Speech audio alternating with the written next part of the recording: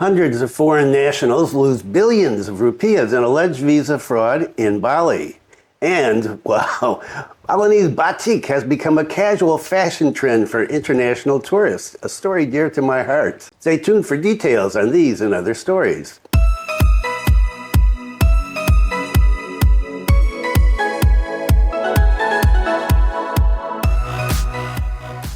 Selamat pagi. Welcome to the latest news from Bali in Indonesia. This is October 15th, 2025, and my name is Bruce. And what is the weather like today?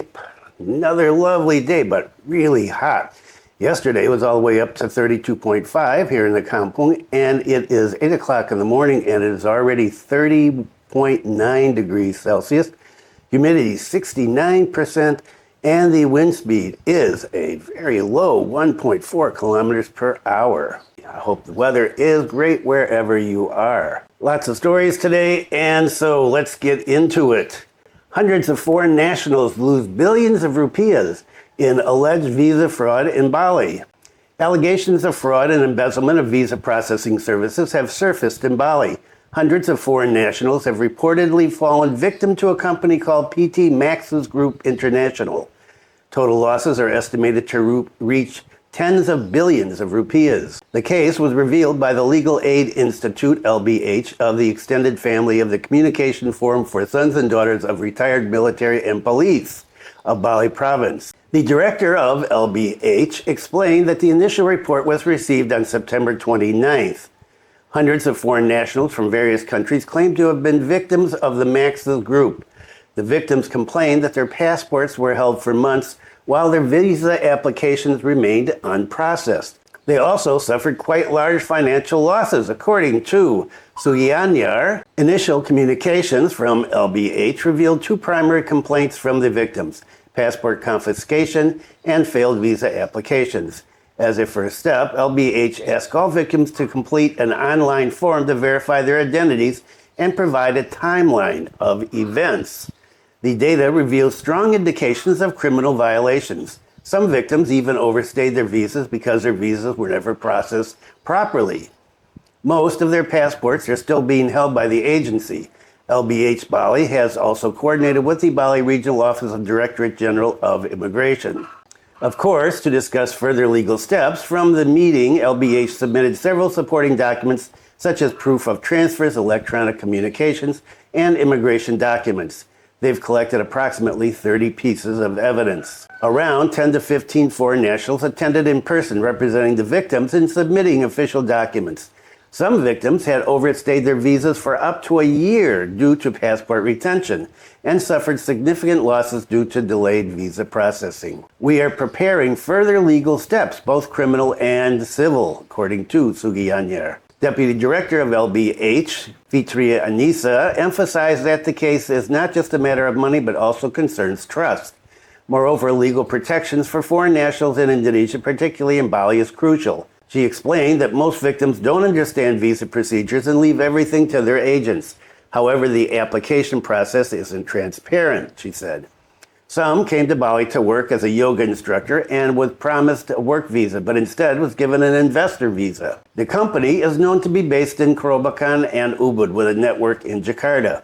The victims paid visa processing fees of around $600 US per person, not including overstay fines, which could reach as much as 200 million rupiah per person. The total estimated loss is tens of billions of rupiahs, Fitri said. Worse still, the agent allegedly held the victims' passports, claiming the document was still at immigration. However, after we checked, no passports were held at immigration. The immigration name was simply used to deceive. In addition to financial losses, the victims also received verbal and electronic threats to prevent them from reporting the case. They were intimidated that their passports would not be returned if they involved a lawyer. One of the victims, Jellyfish George from Germany, recounted his experience. He came to Bali to work as a musician and extended his visa through the agency. Initially, the process went smoothly. However, when extending the visa, the agent stated that the passport must be retained by immigration. "I can't go home," he said, "because my passport wasn't returned. As a result, I overstayed and fear deportation." He hopes that the Indonesian government, immigration, and police can work together to help improve the system. He hopes tourists and foreign workers will no longer fall victim to similar scams. I love Indonesia and want to be here without any problems. Please allow me to receive what is rightfully mine, said George. He's a foreign national who speaks fluent Indonesian. Attempts to contact PT Maxx's group Internasional for confirmation have been made, but there has been no response. Oh, and this is an interesting story, and watching for some follow-up to see what's going to happen with this. Okay, and now on to Balinese Batik has become a casual fashion trend for international tourists. Batik is no longer simply formal attire associated with state events.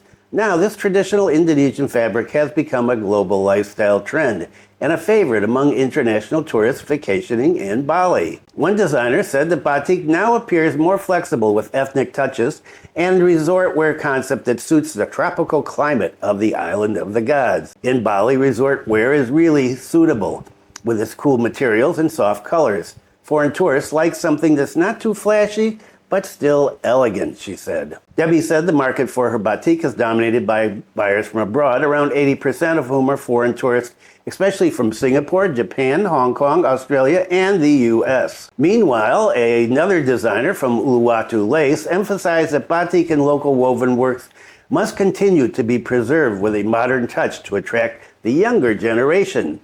We want everyone, including young people, to be proud and wear local products.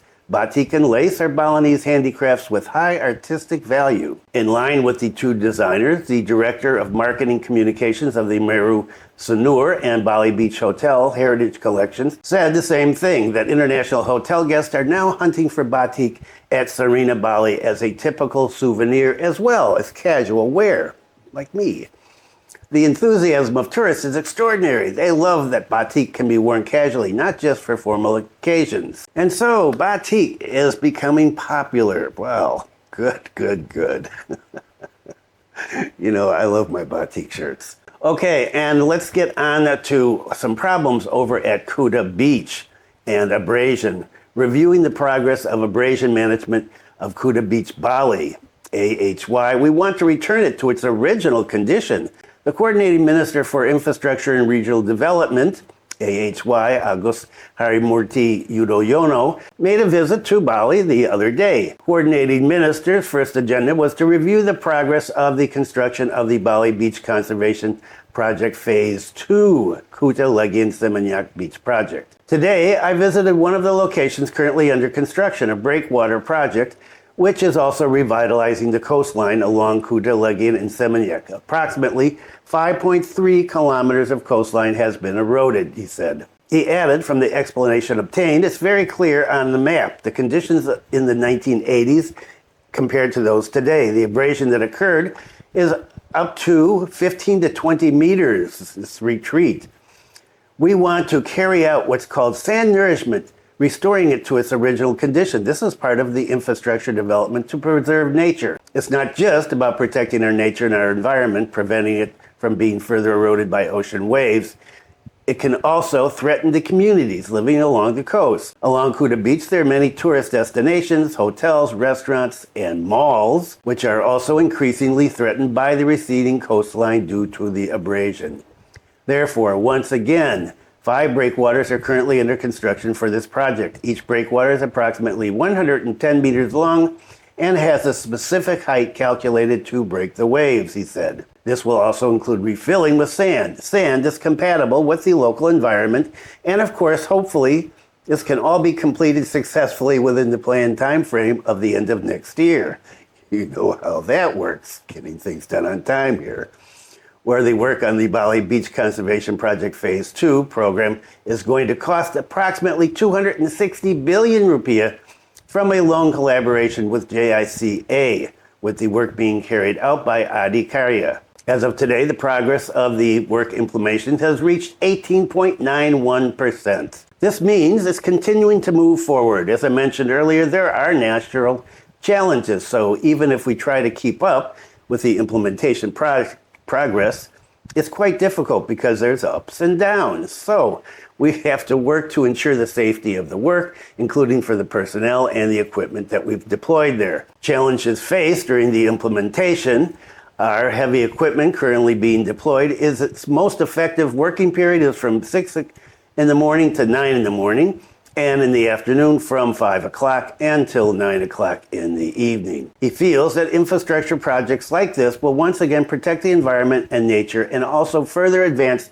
the economic and tourism aspects. And his party will map again the beaches in Bali that are experiencing abrasion, including in the Regency and city. Yes, this is a gradual process, he said. We've mapped it out thoroughly. Of course, we're completing what's already been done first, while ensuring that other areas with similar vulnerabilities receive the same attention and care, including budgeting. According to the coordinating minister, the budget must also be prepared carefully because projects like this are not cheap. This means that building infrastructure is not only to pursue economic growth, especially in Bali, but also to preserve the environment and nature, because Bali is Indonesia's mainstay in the tourism industry.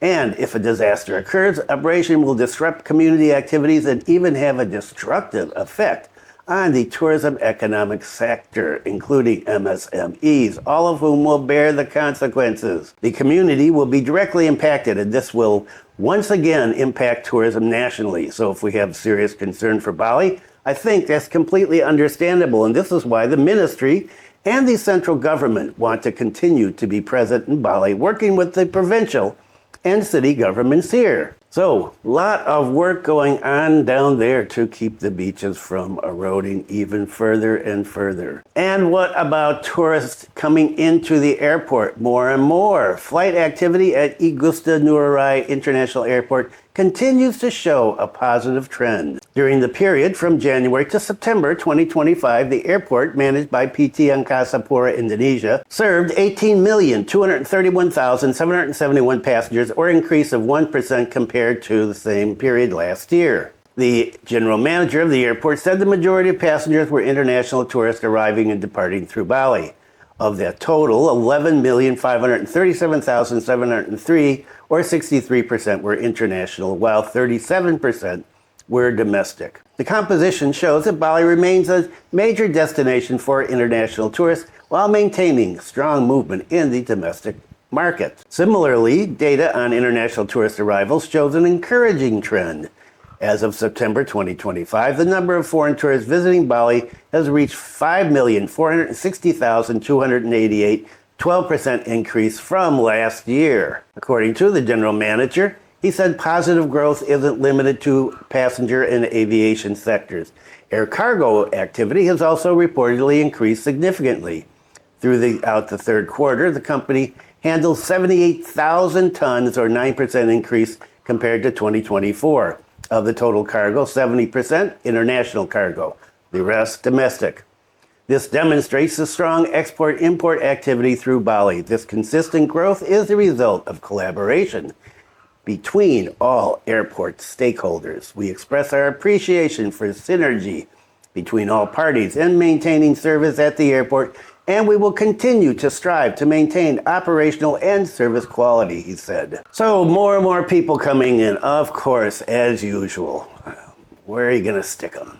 And some warnings for visitors here, both international and domestic, about monkeys. Difficult to monitor roadside areas, Sangeh Monkey Forest posts warnings to avoid touching animals. The management of Alas Pala Sangeh Monkey Forest tourist attraction has installed a number of warning signs on the east side of the Nutmeg Forest area, which borders directly on the edge of the Denpasar Patang Highway. The green warning sign bears the English prohibition, "Please don't touch the monkey," and the Indonesian caption, "Forbidden to touch the monkey." The sign faces the sidewalk and the road ahead. According to Pak Gede Pujawan, head of the Alas Pala Sangeh tourist attraction, he explained that the eastern side of the destination, home to the long-tailed macaques that live in the 14-hectare Nutmeg Forest, is difficult to monitor.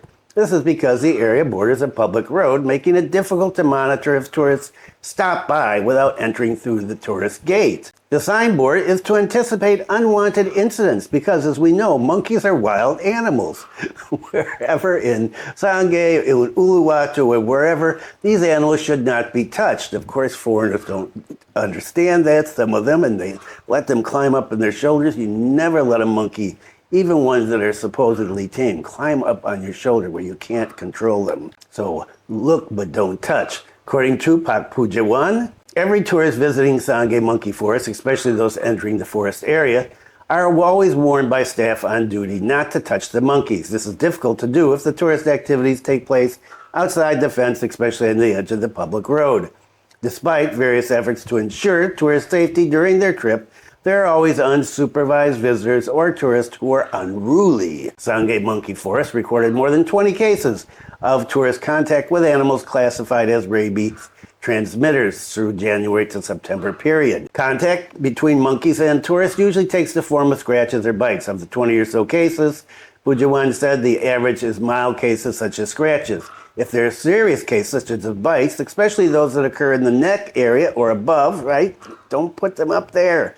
Tourists are immediately rushed to the rabies center. Thankfully, we have the support of the Badung Regency Health Office, so every guest who is scratched or bitten, we take them to the nearest rabies center to receive a free anti-rabies vaccine. The management of Alas Pala Sangeh ensures that every tourist who enters a tourist attraction and comes into contact with animals is guaranteed free emergency treatment without a fee of tens of millions of rupiah. This free service guaranteed also applies to foreign tourists. Meanwhile, the population of the monkeys is estimated to be more than 700 individuals and is divided into 3 territorial groups. Pak Pujawan consistently encourages relevant institutions to play an active role in controlling the macaque population and checking the animals' health regularly. You've got to be careful around monkeys. I've had a lot of experience with monkeys, and even ones that are tame can suddenly turn on you just for no reason at all, kind of like fair little children. Okay, and to finish up, if I have a chance to get this in today, Hotel K. Bali Governor requests Hotel K prison to be relocated to Bangli. Bali's governor is proposing to the Ministry of Law that Bali's central prison in Kerobokan, Denpasar, West Denpasar, be relocated to Bangli. The governor's request and recommendations for the relocation of Bali's most infamous prison, sometimes referred to as Hotel K, were directly delivered to the minister, who subsequently positively endorsed the proposed move on behalf of the central government. The governor emphasized that the proposed move of the prison is strongly supported by the Regency of Badung, where the prison is presently located. Opened in 1979, the prison was initially built to accommodate 810 inmates. The current population, 1,800.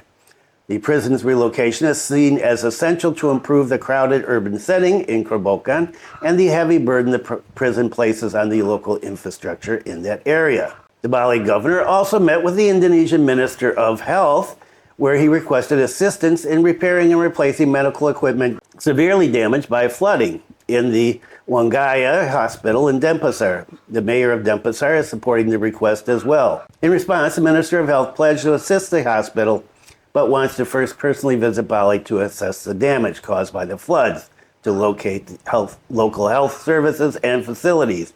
The minister said he'll be here in the coming week. The governor also used his visit to Jakarta to meet with the chairman of Commission 5 of Indonesian House of Representatives. The meeting with the national legislators saw the governor request that key infrastructure projects in Bali be prioritized to permit the normalization of the Tukad Badung, Tukad Unda, and other waterways that drain southern Bali. Pak Lazarus promised to forward the governor's list of requested supports to Commission 5 of the DPRRI, while also requesting that the Public Works Minister conduct an urgent inspection to Bali. So, the prison going to be moved?